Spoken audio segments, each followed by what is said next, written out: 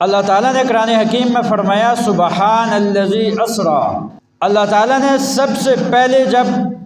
معراج کا تذکرہ فرمایا تو تذکرہ کیا سبحان۔ اللہ تعالیٰ کو معلوم تھا کہ 14 صدیاں گزرنے کے بعد کچھ ایسے لوگ بھی آئیں گے کہ جو اس کا انکار کریں گے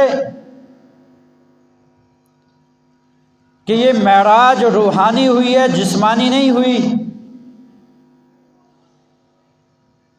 یا پھر اس کا تذکرہ کریں گے سائنسی اعتبار سے کہ اللہ تعالیٰ نے یہ جو فضا بنائی ہے، فضا سے اوپر ایک کرہ بنایا جس کو کرہ ناری کہا جاتا ہے، اور پھر اس کے ساتھ ایک کرہ ہے کہ جس کو کرہ نوری کہا جاتا ہے۔ سائنسی اعتبار سے انہوں نے اس بات کو ثابت کرنے کی کوشش کی، گویا کہ لوگوں کے ذہنوں کے اندر یہ بات بٹھانے کی کوشش کی کہ کوئی بھی انسان یا کوئی بھی بشر وہ اس کرہ نوری یا کرہ ناری کو عبور نہیں کر سکتا۔ اللہ نے اس اعتراض کو ختم کرنے کے لیے سب سے پہلے جو اپنی صفت بیان فرمائی ہے سبحان۔ تمہیں پریشان ہونے کی ضرورت نہیں، یہ اس ذات کا کام ہے، یہ وہ ذات لے کر گئی ہے سبحان جو تمام عیبوں سے پاک ہے، جس نے یہ سارا نظام بنایا، یہ خلا اور فضا کا نظام بنایا ہے، یہ وہ ذات لے کر گئی ہے۔ لہذا تمہیں اس میں شش و پنج میں پڑھنے کی ضرورت نہیں ہے کہ انسان بشر کیسے اتنا اوپر جا سکتا ہے۔ پھر آگے اللہ تعالیٰ نے تذکرہ فرمایا سبحان الذی اسرا بعبدہ۔ یہاں سے پھر دوسرے اعتراض کا گویا کہ اللہ تعالیٰ نے جواب دے دیا کہ جو لوگ کے فرشتوں کے علاوہ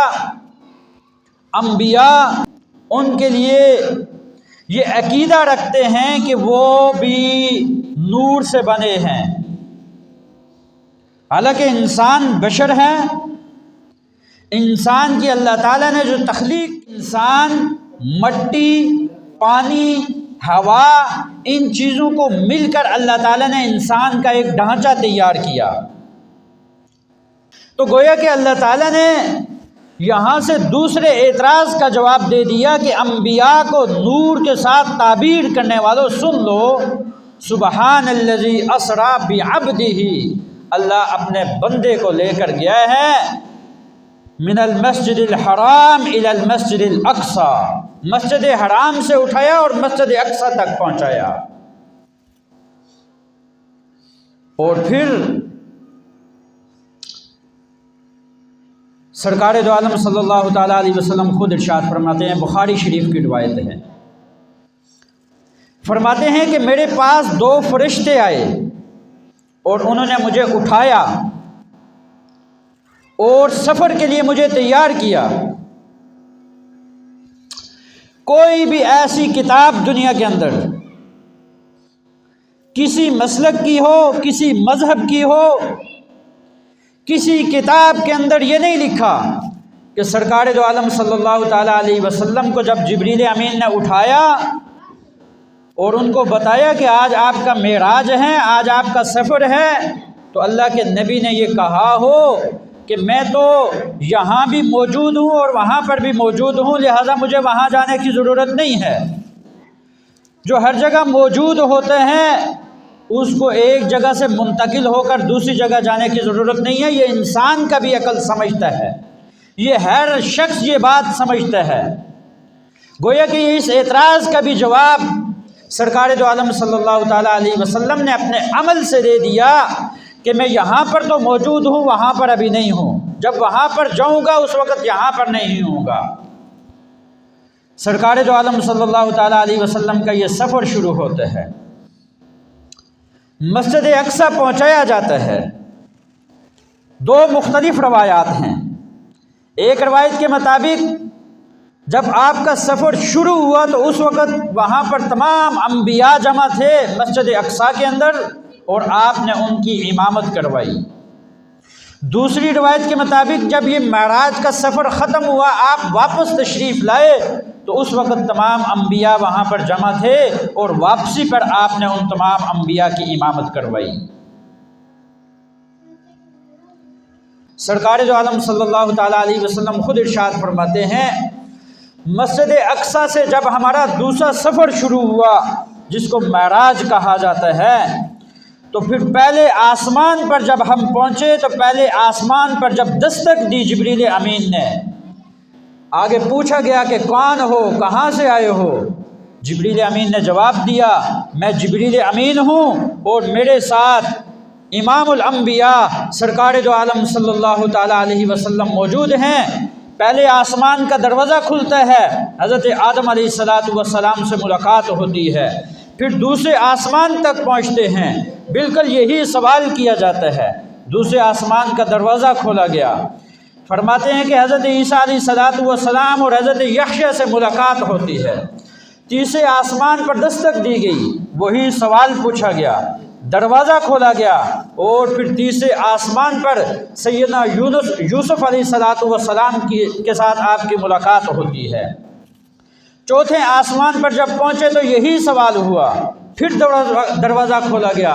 اور سیدنا ادریس علیہ السلام سے ملاقات ہوتی ہے۔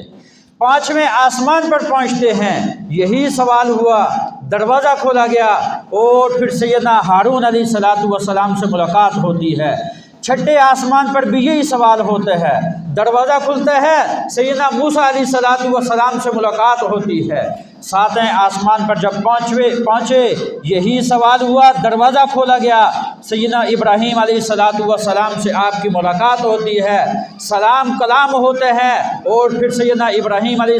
السلام نے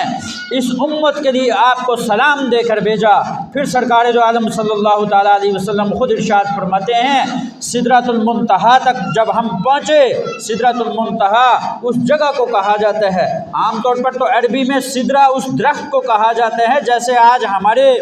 علاقے میں ایک بیری کا درخت ہوتا ہے۔ سرکار دو عالم صلی اللہ تعالیٰ علیہ وسلم فرماتے ہیں، میں نے اس درخت کو دیکھا، اس درخت کا جو پھل تھا یہ بڑے بڑے مٹکوں کی طرح تھا، اور اس درخت کے جو پتے تھے یہ ہاتھی کے جو کان ہوتے ہیں اس کی طرح بڑے بڑے اس کے پتے تھے، اور وہاں سے جبریل امین نے آپ کو رخصت کیا۔ سرکار دو عالم صلی اللہ تعالیٰ علیہ وسلم رب کے سامنے جب بیٹھے تو اس کا تذکرہ اللہ تعالیٰ نے قرآن حکیم میں فرمایا ہے، فَكَانَ قَابَ قَوْسَيْنِ أَوْ أَدْنَىٰ فَأَوْحَىٰ إِلَىٰ عَبْدِهِ مَا أَوْحَىٰ۔ مختلف روایات ہیں، ایک روایت کے مطابق جبریل امین کے ساتھ آپ اتنے قریب ہو گئے کہ 2 کمانوں کا فاصلہ رہ گیا۔ دوسری روایت کے مطابق آپ اللہ تعالیٰ کے اتنے قریب ہو گئے کہ 2 کمانوں کا فاصلہ باقی رہ گیا، اور پھر گویا کہ اللہ تعالیٰ نے پوچھا، محمد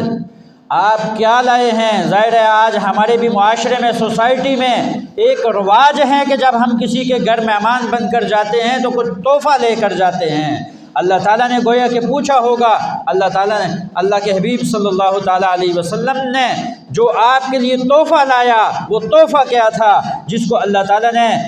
اس نماز کا حصہ بنا دیا ہے۔ اور آج ہم تمام مسلمان دن میں 5 مرتبہ رب کے سامنے کھڑے ہو کر، صرف 5 مرتبہ نہیں بلکہ ہر رکعت کے اندر اس کا تذکرہ بھی فرماتے ہیں۔ گویا کہ اللہ کے حبیب صلی اللہ تعالیٰ علیہ وسلم نے ارشاد فرمایا، التحیات للہ والصلوات والطیبات، میرے مولا تمام اپنی مالی عبادات، بدنی عبادات، قولی عبادات، جتنی بھی میری عبادات ہیں یہ سب آپ کے لیے لے کر آیا ہوں۔ تو پھر اللہ تعالیٰ نے فرمایا، السلام علیکہ ایہا النبی ورحمۃ اللہ وبرکاتہ، میرے اللہ نے اپنے نبی کو اپنے سامنے بٹھا کر وہ سلامتی دی ہے، السلام علیکہ ایہا النبی ورحمۃ اللہ وبرکاتہ۔ اور قربان جاؤں سرکار دو عالم صلی اللہ تعالیٰ علیہ وسلم کی اس محبت پر، جب آپ نے اس سلام کو قبول کیا تو یہ نہیں کہا کہ آپ کی سلامتی میرے اوپر ہو، فرمایا السلام علینا وعلی عباد اللہ الصالحین، میرے مولا تیری یہ جو برکتیں ہیں، یہ جو تیری سلامتی ہے یہ میرے اوپر بھی ہو، السلام علینا، اور یہ جو میری گناہگار امت ہے اس کے اوپر بھی تیری سلامتی ہو، وعلی عباد اللہ الصالحین، اور میری امت کے جو نیک لوگ ہوں گے ان کے لیے بھی آپ کی یہ برکتیں اور آپ کے لیے یہ سلامتی ہو۔ سرکار دو عالم صلی اللہ تعالیٰ علیہ وسلم نے ارشاد فرمایا، مجھے ایسے لوگ دکھائے گئے کہ جن کے ناخن وہ تانبے کے اتنے بڑے بڑے ناخن تھے کہ جیسے بڑی بڑی چھریاں ہوتی ہیں، ان کے ساتھ وہ اپنے جسموں کو نوچ رہے تھے۔ میں نے جبریل امین سے پوچھا یہ کون لوگ ہیں؟ مجھے بتایا گیا یہ آپ کی امت کے وہ لوگ ہیں کہ جو دوسروں کی غیبت کیا کرتے تھے، جو دوسروں کی غیبت کیا کرتے تھے۔ آج ہمارا معاشرہ، ہماری سوسائٹی اس سے پاک نہیں ہے۔ آج ہم اگر دو بندے بیٹھتے ہیں تو وہ کسی تیسرے آدمی کی ضرور غیبت کریں گے۔ پھر سرکار دو عالم صلی اللہ تعالیٰ علیہ وسلم ارشاد فرماتے ہیں، مجھے کچھ لوگ ایسے دکھائے گئے کہ جن کے جبڑوں کو کینچیوں کے ساتھ کاٹا جا رہا تھا، اور وہ کینچیاں جو تھیں وہ آگ کی کینچیاں تھیں۔ میں نے جبریل امین سے پوچھا کہ یہ کون لوگ ہیں؟ مجھے بتایا گیا یہ آپ کی امت کے وہ خطباء ہیں اور وہ دوسروں کو نصیحت کرنے والے ہیں جو دوسروں کو تو نصیحت کرتے تھے لیکن خود عمل نہیں کرتے تھے۔ پھر سرکار دو عالم صلی اللہ تعالیٰ علیہ وسلم نے ارشاد فرمایا، مجھے کچھ لوگ ایسے دکھائے گئے کہ جن کے گلے کے اندر آگ کے توق ڈالے گئے تھے، اور میں نے جبریل امین سے پوچھا کہ یہ کون لوگ ہیں کہ جن کے گلے کے اندر یہ آگ کے توق ڈالے جا رہے ہیں؟ تو جبریل امین نے بتایا یہ آپ کی امت کے وہ لوگ ہیں کہ جن کے پاس مال و دولت تھا، اسباب تھے، لیکن اس کے باوجود وہ زکوٰۃ ادا نہیں کیا کرتے تھے، وہ زکوٰۃ نہیں دیتے تھے اپنے مال کی۔ سرکار دو عالم صلی اللہ تعالیٰ علیہ وسلم نے ارشاد فرمایا، جو مرد یا جو عورت اپنے مال کی زکوٰۃ نہیں دیتی، کل قیامت کے دن یہی جو اس کا مال ہے اس کو گرم کیا جائے گا، اور اسی گرم مال کے ساتھ اس کی پیشانی کو داغا جائے گا۔ ایک روایت کے مطابق یہ جو اس کا مال ہے یہ کل قیامت کے دن سانپ کی شکل اختیار کرے گا، اور یہ سانپ اس کے گلے کے اندر لپٹ جائے گا اور یہ بار بار اس کو ڈستا رہے گا۔ آج ہم اپنے معاشرے اور سوسائٹی کے اندر دیکھیں کتنے لوگ ہیں کہ جو اس سے بے خبر ہیں، اگر باخبر بھی ہیں پھر بھی وہ زکوٰۃ ادا نہیں کرتے۔ کتنی عورتیں ایسی ہیں کہ جن کے پاس زیورات ہیں، گولڈ ہیں، لیکن وہ اس کی زکوٰۃ ادا نہیں کرتی ہیں۔ کتنے لوگ ایسے ہیں کہ جنہوں نے پراپرٹی کے لیے مکان رکھے ہیں، گاڑیاں رکھی ہیں، لیکن ان کی زکوٰۃ کا کوئی پتہ نہیں ہے۔ سرکار دو عالم صلی اللہ تعالیٰ علیہ وسلم نے ارشاد فرمایا، ایک شخص کو میں نے دیکھا کہ جس کے منہ سے ایک بڑا سانپ داخل ہوتا تھا اور اس کے پیشاب کے راستے سے نکل جاتا تھا۔ میں نے جبریل امین سے پوچھا کہ یہ کون لوگ ہیں، یہ کس کو یہ عذاب دیا جا رہا ہے؟ تو آپ کو بتایا گیا کہ یہ آپ کی امت کے وہ لوگ ہیں کہ جو حرام مال کھایا کرتے تھے، جو حرام مال کھایا کرتے تھے۔ تو گویا کہ عرض کرنے کا مقصد یہ ہے، سرکار دو عالم صلی اللہ تعالیٰ علیہ وسلم کو جہاں معراج ہوئی، آج ہم بڑے ذوق اور شوق کے ساتھ اس کا تذکرہ بھی کرتے ہیں اور لوگوں کو مبارکباد بھی دیتے ہیں۔ سوشل میڈیا پر مبارکباد کی ایک پوری لائن لگی ہوتی ہے کہ آج معراج کا دن ہے، اور پھر مختلف انداز میں لوگ مختلف عبادات بتا رہے ہوتے ہیں۔ کوئی روزے رکھ رہا ہے، کوئی مختلف قسم کی عبادات بتا رہا ہے۔ یاد رکھیں سرکار دو عالم صلی اللہ تعالیٰ علیہ وسلم کی ساری زندگی، آپ کی زندگی سے اور صحابہ اکرام کی زندگیوں سے اس رات نہ تو کوئی خاص عبادت ہمیں ملتی ہے اور نہ ہی 27 رجب کا کوئی روزہ ہے۔ ہاں اگر کوئی شخص اپنے طور پر کوئی نفل پڑھنا چاہے، جس طرح عام روٹین کے مطابق اگر نفل پڑھتا ہے تو پھر اس کو ثواب دیا جائے گا۔ اگر یہ سمجھتے ہیں کہ یہ 27 رجب کو کوئی خاص عبادت ہے یا نوافل پڑھے جائیں گے، ان کا شریعت کے ساتھ کوئی تعلق نہیں ہے۔ اور اگر کوئی روزہ رکھتا ہے تو اس کا بھی اس دن کو خاص کر کے روزہ رکھنا اس کا شریعت کے ساتھ کوئی تعلق نہیں ہے۔ ہمیں معلوم یہ ہوتا ہے، سرکار دو عالم صلی اللہ تعالیٰ علیہ وسلم نے خود ارشاد فرمایا، رب کے ساتھ میری ملاقات ہوئی، رب نے مجھے ایک تحفہ دیا ہے اور وہ تحفہ یہ نماز کی صورت میں ہے۔ سرکار دو عالم صلی اللہ تعالیٰ علیہ وسلم نے ارشاد فرمایا، یہ نماز میری آنکھوں کی ٹھنڈک ہے، یہ نماز دین کا ستون ہے۔ یہ معراج ہمیں یہ پیغام دیتی ہے کہ اللہ کے نبی صلی اللہ تعالیٰ علیہ وسلم کو جو تحفہ دیا گیا ہے آج ہم نے اس کو چھوڑ دیا ہے۔ ضرورت اس بات کی ہے ہم اس کو مضبوطی سے پکڑ کے رکھیں۔ آج ہماری مسجدیں خالی ہیں، ہمارے بازار آباد ہیں، جس کی وجہ سے آج ہمارے گھروں کے اندر مسائل ہیں، ہمارے معاشرے سوسائٹی کے مسائل بنے ہوئے ہیں۔ لہٰذا ہمیں چاہیے کہ ہم اس نماز کو اگر مضبوطی سے پکڑیں گے تو میرا اللہ ہماری دنیا بھی بنائے گا، میرا اللہ ہماری آخرت بھی بنائے گا۔